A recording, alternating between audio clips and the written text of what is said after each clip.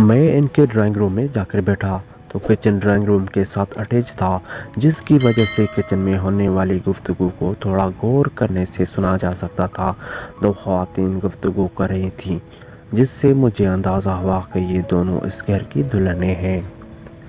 ان دونوں کی گفتگو نے مجھے ایک بہت بڑا سبق سکھایا۔ ایک خاتون دوسری خاتون سے کہہ رہی تھیں کہ مزید ہر نئی ویڈیوز دیکھنے کے لیے نیچے اس لال بٹن کو دبا کر سبسکرائب کریں اور ساتھ میں بیل آئیکن کو بھی دبا دیں اور دیکھیں یوٹیوب پر ہر نئی آنے والی ویڈیو سب سے پہلے۔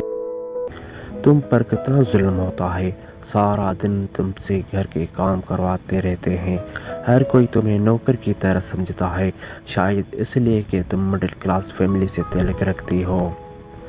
اور مجھے دیکھو، گھر میں سارا دن رانیوں کی طرح راج کرتی ہوں، کوئی مجھے کچھ نہیں کہتا، جس کو کام ہوتا ہے وہ تمہیں کہتا ہے۔ تمہیں ان لوگوں نے گھر کی نوکرانی بنا رکھا ہے، تم اپنے شوہر کو کیوں نہیں بتاتی یہ سب؟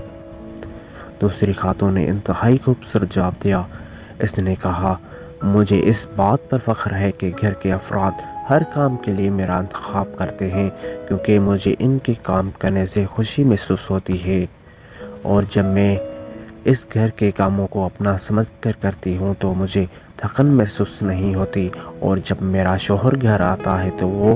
گھر کے ہر فرد سے میرے لیے دیری فی کلمات سنتا ہے تو مجھ سے خوش ہو جاتا ہے، اور میرے شوہر کے چہرے پر آنے والی وہ خوشی میرے دن بھر کی تھکن کو پل بھر میں ختم کر دیتی ہے، اور پھر میں اللہ کا شکر ادا کرتی ہوں کہ میں اپنے شوہر کی نافرمانی اور ناراضگی سے محفوظ ہوں۔ اور باقی رہی مڈل کلاس کی بات تو اللہ کے نزدیک ان کلاسز کی کوئی اہمیت نہیں، وہ اپنے بندے کو تقویٰ کی بنیاد پر پرکھتا ہے۔